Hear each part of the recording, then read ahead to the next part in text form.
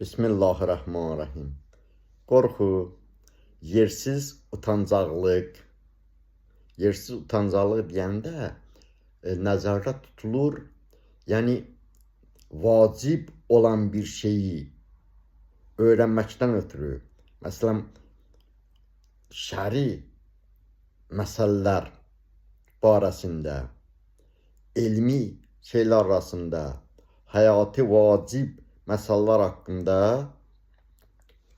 öyrənməkdən ötürü əgər utancaqlıq edirsənsə, buna deyilir yersiz utancaqlıq və fürsəti əldən verməməyin barəsində Əli əleyhissalam buyurmuşdur.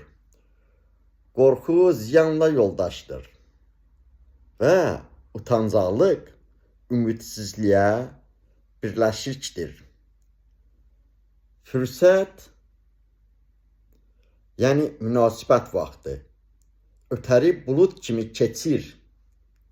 Buna görə də gözəl fürsətləri əldən çıxartmayın. Peyğəmbərimiz sallallahu aleyhi və səlləm buyurmuşdur. Həya iki növdür. Aqldan olan həya və axmaqlıqdan olan həya. Aqldan olan həya elmdir.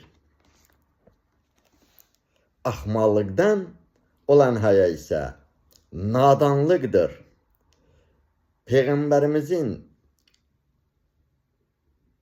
bu bizlərə buyuruşundan məlum olur ki, həyanın iki növü var.